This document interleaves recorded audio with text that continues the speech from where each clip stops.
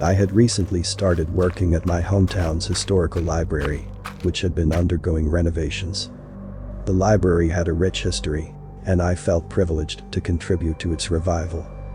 My job involved cataloging and digitizing old books, manuscripts, and photographs, and my workspace was located on the library's upper floor. The upper floor was an expansive area, filled with rows of shelves and countless pieces of literature, all bathed in natural light, filtering through the large ornate windows. My office was a cozy nook overlooking the library, complete with a desk, computer, and a mini fridge stocked with snacks to keep me fueled during long work hours. I had been working diligently for several months, enjoying the peaceful solitude of the upper floor. However, one ominous night, everything changed. A fierce storm raged outside, with rain pounding against the windows and wind howling through the old building. The library, usually tranquil, felt eerie under the flickering lights. My coworkers, Sarah and Alex, had left earlier due to the worsening weather, leaving me alone to wrap up my tasks. As I sat at my desk, immersed in my work, the phone on my desk suddenly rang. I jumped in my chair, startled by the unexpected sound. I answered it. This is an emergency call due to a break-in at the library. If you're still in the office, please find a hiding place and do not attempt to leave. There is a man armed with a knife inside the building. With a pounding heart, I quickly turned off the lights in my office. My attempts to lock the office door were futile. The door had a missing knob, rendering me defenseless. I knew I couldn't leave the upper floor without risking my safety, so I huddled in a corner, concealed behind a tall bookshelf. I texted both Sarah and Alex for help, but my phone remained eerily silent, with no replies from either of them. Anxiety gnawed at me as I clutched my phone, desperately hoping for some reassuring news. But then, I heard it. The distinct creak of the stairwell door on the upper floor. My heart raced as I contemplated whether I should call out to my coworkers. But something about the situation felt off, and fear held my voice hostage. Footsteps drew nearer, and I held my breath. The intruder entered my office. But like me, they chose not to turn on the lights. In the suffocating darkness, all that resonated was the sound of my own shallow breaths. Suddenly, as I tried to steady my nerves, my hand accidentally brushed against an old, dusty book on the shelf, causing it to slip from its place and fall to the floor. My heart dropped. Panic coursed through me, as I feared the noise would betray my presence. Clenching my teeth, I prayed that the intruder hadn't heard. The footsteps moved closer to my hiding spot, and I contemplated surrendering, ready to beg for my life. But then, the stranger just pulled me away from my hiding place. The intruder looked desperate. Stay quiet.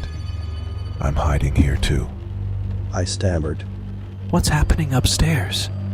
They evaded my question, instead urgently asking, Is there an exit on this floor?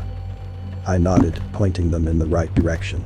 My curiosity got the better of me, and I inquired, Who are you? There was a brief silence before they began to explain. They claimed to be a former librarian, seeking something they had hidden in the library ages ago. But the stranger's erratic behavior and cryptic responses sent shivers down my spine. Just as I was about to ponder his words further, I looked up, and I saw it. A wave of dread washed over me. The first thing that caught my attention was the blood dripping onto the floor.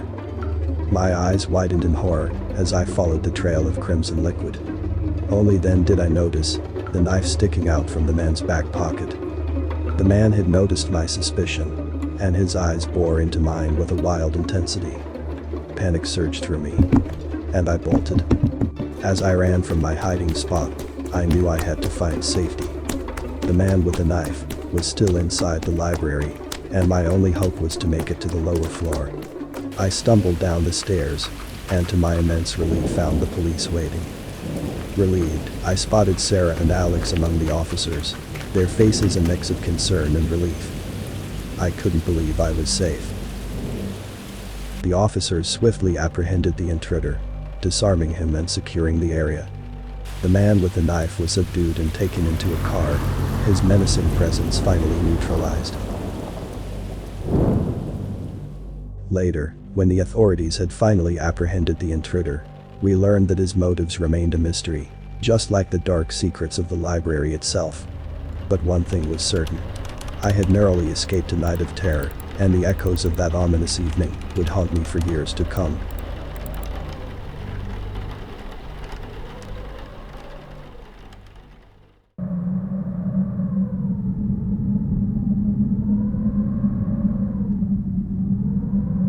Hollow Creek was like any other quaint town, boasting its historical landmarks, local festivities, and town legends.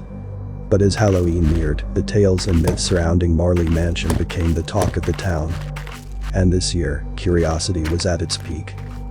The Marley Mansion, perched on a hill overlooking Hollow Creek, was a splendid relic from a bygone era. Its Victorian architecture, from its pointed arches to the beautiful intricate woodwork, exuded a sense of grandeur. Its history, however, was far from splendid. Tales of tragedy, betrayal, and haunting filled the town's lore. The Marley family, once the pride of Hollow Creek, met a tragic end. Their sudden and mysterious deaths were whispered about in hushed tones.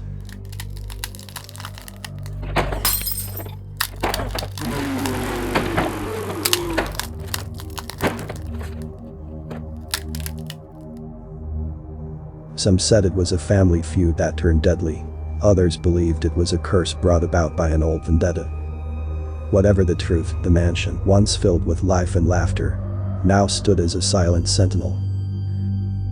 Despite the stories, or perhaps because of them, my friends and I were drawn to the idea of a midnight adventure in the mansion. The evening festivities of Hollow Creek were a sight to behold. Children in colorful costumes paraded the streets, homes competed in decorating contests, and local stories were shared around bonfires. Lost in the revelry, it was almost easy to forget our daring plan for the night. As Hollow Creek transformed into a Halloween wonderland, we found ourselves in the town library.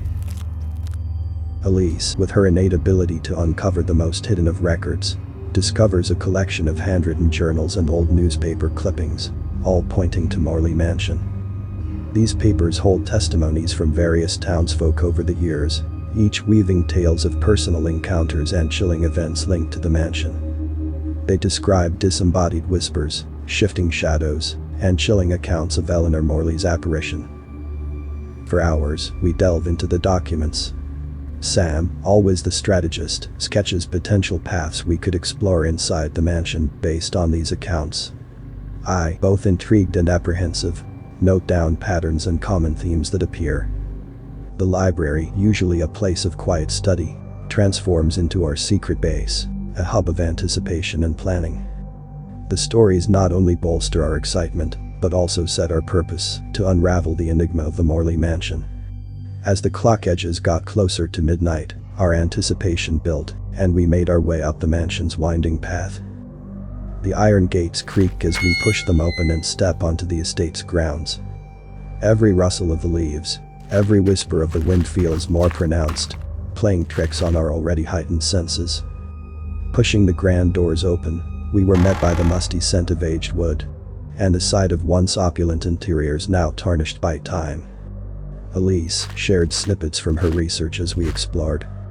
"This was once the most celebrated house in Hollow Creek," she murmured. "Can you imagine the balls and parties that took place here?" As we delved deeper into the mansion, the atmosphere grew heavier. The family portraits lining the walls seemed to watch us, their eyes following our every move. Every creak of the wooden floors, every gust of wind through the broken windows added to our unease. The silence was almost tangible, wrapping around us like a shroud, only broken occasionally by our own hesitant footsteps. As we passed through a grand hallway, adorned with intricate carvings and rich tapestries that had lost their luster, our torches revealed yet more portraits. Some faces looked stern, others regal, and a few wore faint smiles. But all had the same piercing gaze that seemed to scrutinize our every action. Suddenly, a portrait caught my eye, distinguished from the others by its intense aura. It was a hauntingly beautiful woman, her eyes cold and her expression unreadable. The nameplate read Eleanor Morley. A dim light of our torches made her visage seem almost alive. Fascinated, I couldn't look away. It felt as though she was beckoning me closer, her eyes locked onto mine in a silent, eerie communion. Sam noticed my fixation and playfully teased, "What's got your attention?" Before I could respond, the room darkened, an oppressive weight filled the air. The painting's edges began to move, like ripples in a pond. Eleanor's features began to twist and morph. Her eyes turned pitch black, hair faded into an eerie white, and her mouth opened wide. Eleanor's hand reached out toward me. I stumbled backward. Elise grabbed my arm, pulling me away from the painting. "We need to leave now," she yelled. The air grew colder, and the sense of being pursued intensified. Sam, usually calm and composed, looked genuinely frightened. "Oh my God," he shouted as he led us through the winding hallways of the mansion.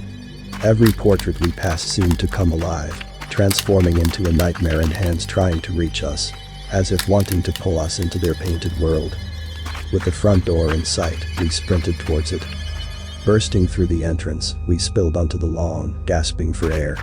The cold night seemed suddenly welcoming compared to the suffocating atmosphere of the mansion. "We need to call the police," Elise said breathlessly. The local sheriff arrived within minutes. After we quickly recounted our chilling experience, he gave a knowing nod. "It's not the first time I've been called to this mansion," he admitted, seemingly unfazed by our tale. Inside, with the sheriff accompanying us, the mansion felt different.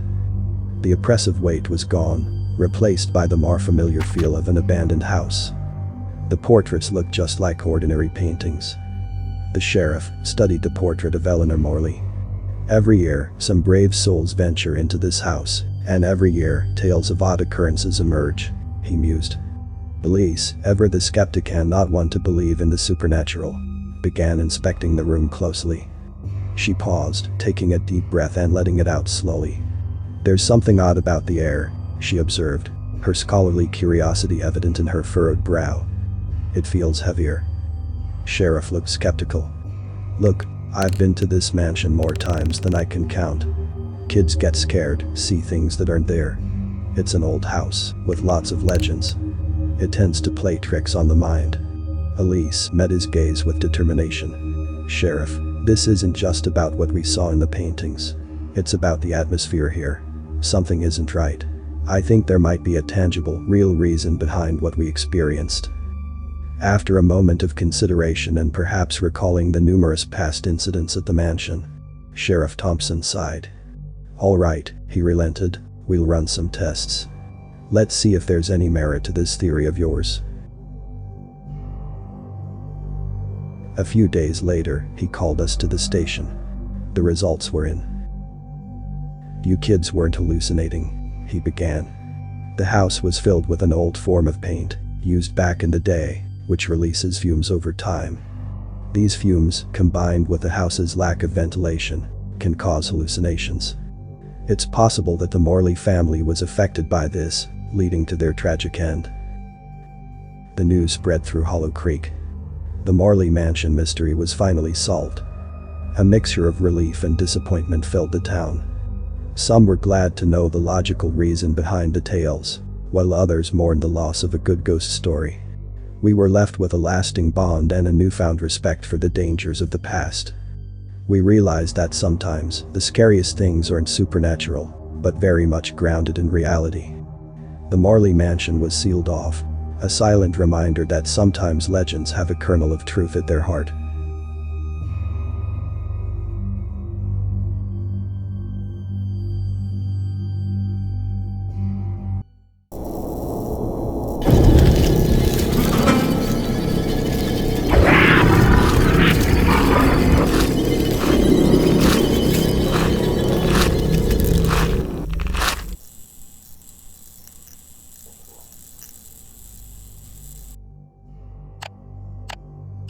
So this happened last winter. I'm 29, and I was traveling alone to Chicago for a business trip. After a long flight, I finally landed at O'Hare Airport. It was late, and my connecting flight wasn't for another 2 hours. Feeling a bit hungry, I decided to look for a snack. The airport seemed unusually quiet, with most shops closed. The only sounds were the distant hum of an airplane engine and the soft echo of my footsteps on the polished floor. As I walked, I noticed a small old-looking cafe, tucked away in a corner, almost hidden from view. The sign was barely lit, but I could make out the words, "Midnight Snack Haven." Curious, I walked in and was greeted by a faint smell of coffee and pastries. The cafe was empty, except for the person behind the counter. An elderly man with a surprisingly weird smile. His eyes, however, seemed distant and sorrowful, as if he was lost in memories. He recommended their special homemade muffin and a cup of coffee. I thanked him and went to sit down at a table near the window. As I sat, waiting for my order, I glanced around the cafe. It was quaint, with vintage decorations, but something felt off. The clock on the wall was stopped, and the outside view from the window seemed oddly static, like a painted backdrop. Feeling uneasy, I decided to ask an elderly man about the broken clock and weird static views. But as I stood up, someone whispered to my ear. Now you are stuck with me. Turning around, I saw that the table was empty. My heart started racing. The eerie whisper seemed to echo in the silent cafe, amplifying my fear and disbelief. I hurried to the counter, but the old man was nowhere to be seen. Confused and anxious, I left the money on the counter and headed towards the exit. But as I reached the door, I froze. Outside the cafe, the bustling airport was gone. In its place was a dark, empty hallway, stretching endlessly. Panicking, I turned back to the cafe, but the door had disappeared, replaced by a hallway. I was trapped. My breathing became heavy, and my mind raced for an explanation. Then, I heard a sound behind me.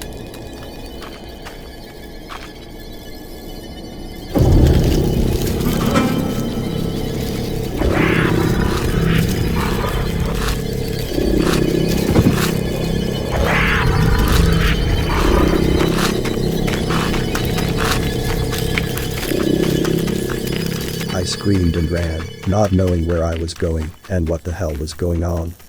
Eventually, I stumbled upon another door. I collapsed against a wall, gasping for air, my heart pounding. When I looked up, I realized it was a final call for boarding, and I was just a few feet away from my gate. The cafe was nowhere in sight. Confused and scared, I eventually boarded my flight. During the flight, I overheard two flight attendants discussing a legend about O'Hare Airport. They talked about an old, hidden cafe that appears only to certain travelers. A cafe caught in a time loop, a remnant of the airport's past. They said it was run by a man who lost his family in a tragic accident at the airport decades ago. Unable to move on, his spirit supposedly lured lonely travelers to his cafe, trapped in his own loop of grief and denial. It dawned on me that the Midnight Snack Haven was more than a mere cafe. It was a gateway between the living and a trapped soul's eternal lament.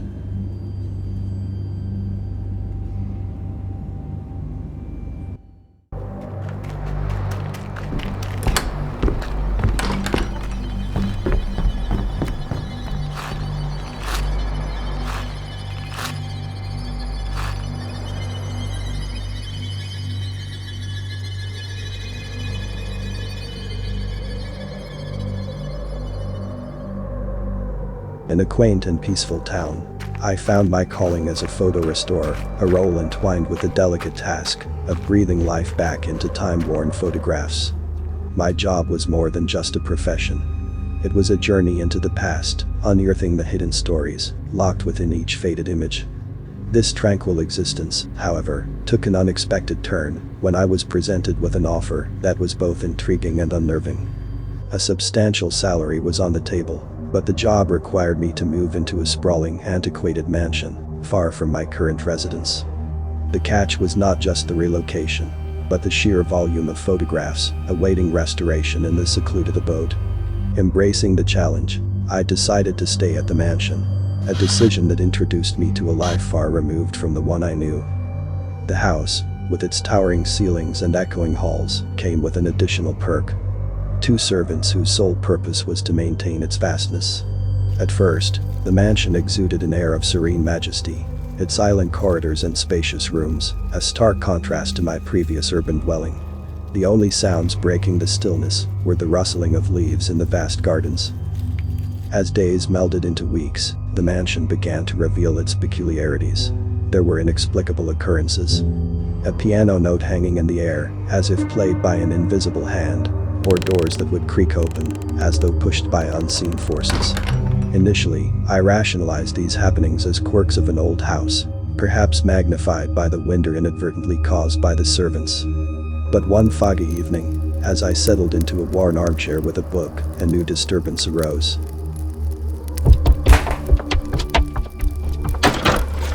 Surely the servants were running, I thought. I stood up to walk upstairs, but quickly glanced through the window. To my shock, the servants were outside. I was sure that I heard someone running. With a mix of fear and curiosity, I ventured upstairs. Doors along the corridor were slightly ajar, revealing a room shrouded in dust and silence. I have never been in this room. Weak moonlight struggled through dirty windows, casting eerie shadows across the floor. In a corner lay an old chest, its wood warped by time and neglect. Compelled by a strange fascination, I opened it to find a trove of old photographs. So aged and faded that their images were barely discernible, so I brought the photographs to my room for restoration. Once I cleaned each one and removed any remaining chemicals, I hung them to dry. But when the revealing faces, hidden beneath years of decay, started to properly appear, my heart stopped. Among the images were the unmistakable portraits of the mansion servants, captured in the haunting, still style of post-mortem photography. A chill ran down my spine as the realization dawned upon me. Suddenly, the sound of footsteps approaching sent me into a panic. I rushed through the back door to outside, fleeing into the night. Not long after the run, I stumbled upon an unexpected sight. A graveyard, hidden in the shadows of the mansion. There were lots of tombstones. As I walked through the graveyard, my thoughts were going crazy, trying to understand the logic, until I stumbled upon a couple of weathered and cracked tombstones. I read the names, and my heart dropped. They were the names of my servants. Fear gripped me as I grappled with the reality of my situation. A whisper from behind broke through the eerie silence. We are trying to help you. Turning, I saw the silhouettes of the servants emerging from the thick fog. My instincts kicked in, and I sprinted towards the house. The heavy door slamming shut behind me. Through the window, the servants' ghostly faces appeared, their words chilling the air. We should start living together, so the intruders would leave this house. Just before I tried to answer, an unsettling vibration traveled through the ceiling, as if someone was running upstairs. Driven by a mix of fear and determination, I ascended the creaky staircase. Initially, the figures I encountered seemed like phantoms, but as I drew closer, their human forms became clear. They were tangible, living beings, their eyes alight with a blend of fear and curiosity, and among them sat a psychic, her gaze fixated on the empty air. The psychic's voice broke the tense silence. He is here, in this room, She declared. Tell him to leave us alone! The room fell into a hushed anticipation, as if waiting for a response from the unseen. Then, my gaze fell upon a small, forgotten toy. A tiny wooden sailboat resting on the dusty mantel. It was identical to the one I had once crafted for my children. Wait. Children. How do I have children? It was then that the past came crashing into my consciousness. The tragic news of my wife's untimely death, a harrowing tale of her descending into despair, ultimately leading her to drown our beloved children, before taking her own life. This unbearable loss engulfed me in a sea of grief so deep and dark, I had turned the gun upon myself. All this time, I had attributed the strange occurrences in the house to the whims of nature. But in reality, I was that strange occurrence. It was me who was the ghost, along with the servants.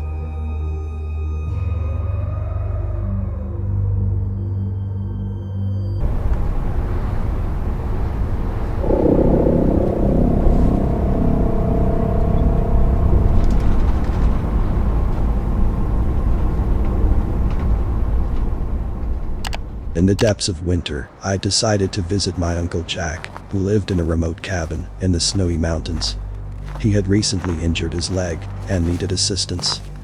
As it was a winter break, and I had no other plans to do, I decided it would be a good break away from my studies. As a child, I had spent many summers there, but the thought of enduring the harsh mountain winter was daunting.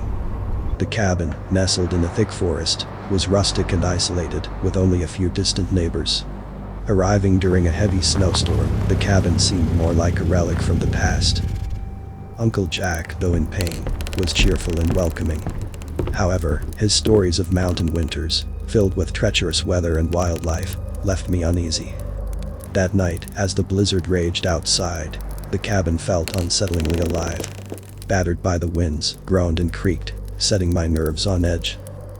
The only ornament in my room was an old taxidermied hawk, its glass eyes eerily reflecting the dim light. Uncle Jack, wary of power outages, had forbidden the use of electronics during the storm, so I went to bed earlier. As I lay in bed, struggling to find sleep, the storm's cacophony was suddenly pierced by a peculiar sound. Curious and restless, I crept to the window. The moonlight broke through the clouds, and my heart dropped. There was someone standing in the darkness. I shielded to the edge of the window and kept looking outside. The person seemed to be digging through the snow, his movements deliberate and focused. It doesn't make any sense in this weather. I kept watching, transfixed and frightened. Suddenly, the figure paused digging and turned towards me. The reflection of the moon in their eyes gave them a ghastly yellow glow. Startled, I quickly ducked behind the wall, my heart pounding. Peering out again after a moment, I found the clearing empty. The figure had vanished. I scanned the area for any sign of them, but saw nothing. Had my imagination conjured up the figure in the storm's frenzy? Shaken, I went back to my bed. My mind replayed the eerie scene, over and over. The yellow-eyed gaze of the figure haunted the edges of my consciousness. It was only in the early hours of the morning that I finally had fallen asleep. The next morning, I recounted the experience to Uncle Jack, who listened with a skeptical yet intrigued expression. After breakfast, we ventured outside to survey the damage from the storm. That's when we stumbled upon a patch in the snow that had been clearly disturbed. The exact spot where I had seen the figure the night before. Compelled by a mix of curiosity and apprehension, we began to dig through the snow. As we removed layer after layer, we uncovered a small, weathered backpack. Inside, we found items that unmistakably belonged to a missing hiker. A map, a water bottle, and a journal. The journal's last entry, dated from the previous winter, described a journey into the mountains, but ended abruptly. Uncle Jack, now deeply concerned, contacted the local authorities. The backpack was identified as belonging to a hiker who had gone missing the previous year. The discovery sparked a renewed search in the area, leading to the eventual uncovering of more clues about the hiker's fate. We decided to leave the cabin for now until it's safe to return. As we left, I glanced back at the cabin, half expecting to see the figure again. But there was only the endless expanse of the snow-covered forest, holding its secrets tightly in the icy grip of winter.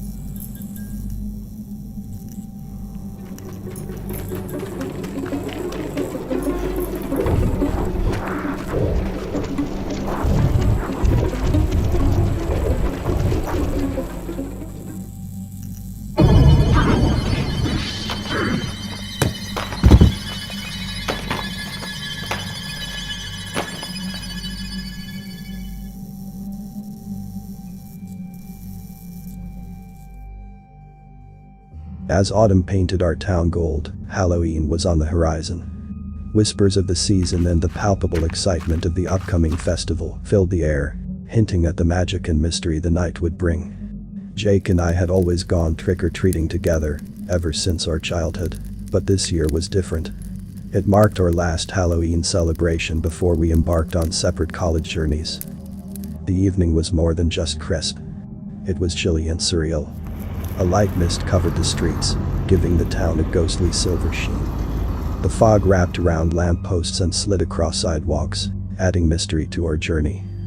Our Halloween evening was filled with more than just candy collection. We reveled in the nostalgia of past Halloweens, sharing laughs and rekindling tales of ghouls, goblins, and haunted houses that had once spooked us as children.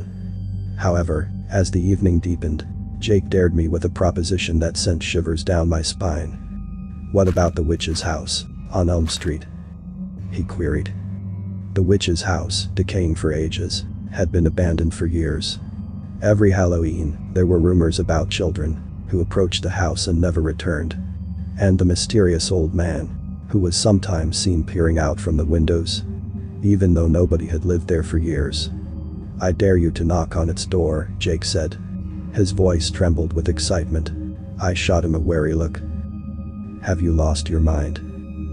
However, the allure of adventure tugged at our hearts. We were on the brink of a new chapter in life, and a little thrill on our final Halloween together seemed fitting. As we approached, an inexplicable light flickered, given the house had been without electricity for ages. The entrance door, hanging on its rusty hinges, groaned in the cool night breeze. Pushing it gently, we were met with an interior trapped in time. Dusty portraits lined the walls, and cobwebs draped from chandeliers like delicate lace. At that moment, we both felt a twinge of regret. Ignoring it, we ventured deeper. Until a mysterious voice whispered, Trick or treat. Following the voice, we entered a large room. In the center stood a grand table, laden with every candy imaginable. But it wasn't the sweets that caught our attention. It was the children. There were kids, some our age, some younger, standing frozen like statues, eyes void of emotion, their youthful innocence replaced by an unsettling stillness. Suddenly, the door behind us slammed shut, and I couldn't believe what I saw. A very tall old man with silver hair and dark eyes stood blocking our exit. "Ah, new guests. He cooed. Every Halloween I get new visitors, and every Halloween they become a part of my collection." Fear gripped us. While Jake desperately clawed at the door, I was paralyzed, every rational thought escaping me. The old man began chanting in a language we couldn't understand. The room darkened as the children started to move towards us. Panicking, we spotted a back exit and we made a dash, managing to push our way out into the night air. We ran without looking back, our hearts pounding, the chilling laughter of the old man echoing in our ears.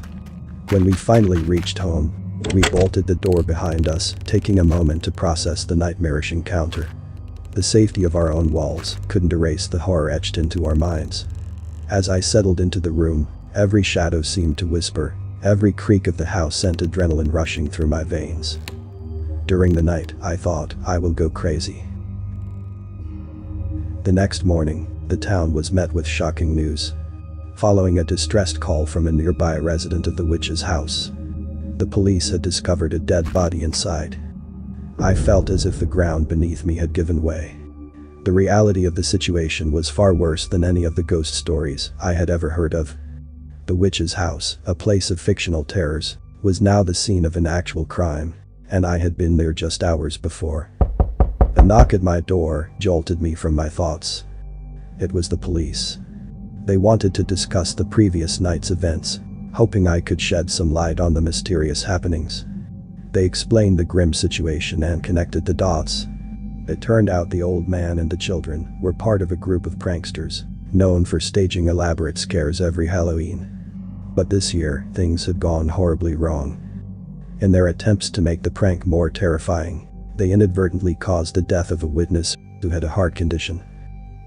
The pranksters were taken into custody, and our town was left in shock. The witch's house, which had once been a symbol of childhood fear, was now a dark reminder of a real-life tragedy. As the witch's house's secrets unraveled, our town underwent a transformation. The playful spirit of Halloween was forever tainted by the chilling events of that night. Haunted by those memories, Jake and I couldn't help but be reminded of the fine line that exists between innocent fun and its potentially grave aftermath.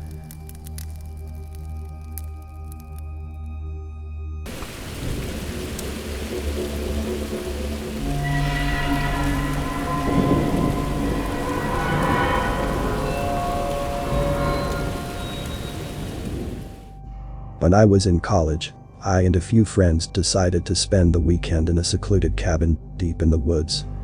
The idea was to escape the hustle and bustle of college life and enjoy nature. My friend's uncle owned the cabin and was kind enough to let us use it. The cabin was older, probably built in the 1940s, with creaky wooden floors, a fireplace, and large windows that provided an amazing view of the surrounding trees. While it was old and a bit spooky, the charm was in its rustic appeal. The only downside was the abandoned house just across a small creek. The windows and doors were boarded up, and it looked like it had been that way for years. Locals told us the house was cursed, but we were skeptical college students and brushed it off. The first night was fun, with us roasting marshmallows and sharing scary stories. As darkness took over, the woods noises became more pronounced: the rustling leaves, the distant hoot of an owl, and the chorus of crickets. While everyone was settling in for the night, I decided to gaze out the window, looking at the beautiful clear sky where stars were shining brightly. But as I was about to head to bed, a flash of light from the direction of the abandoned house caught my eye.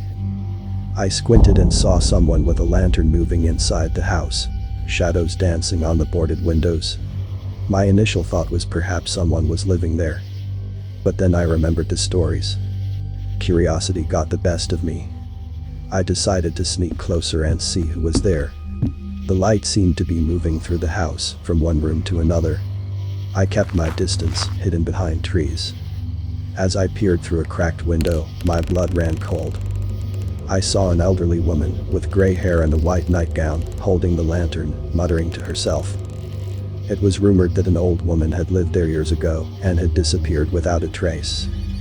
Suddenly, the lantern's light dimmed, and she looked directly at the window I was peeking through, her eyes reflecting an eerie blue. Startled, I stumbled backward and ran to our cabin, locking the door behind me. I woke my friends and told them what I'd seen. But they laughed it off, suggesting I'd imagined things or perhaps had too much to drink. I barely slept, the image of that old woman haunting my thoughts. The next morning, we decided to investigate. To our shock, the inside of the house was covered in dust, cobwebs hanging from every corner. There was no sign that anyone had been there recently. We quickly packed our things and left the cabin earlier than planned. On our way out, we stopped by a local diner. I overheard an elderly man talking about the anniversary of the disappearance of a woman from the old house across the creek. When I inquired, he said it was exactly 50 years ago to the day. The hairs on the back of my neck stood up. Needless to say, we never returned to that cabin in the woods.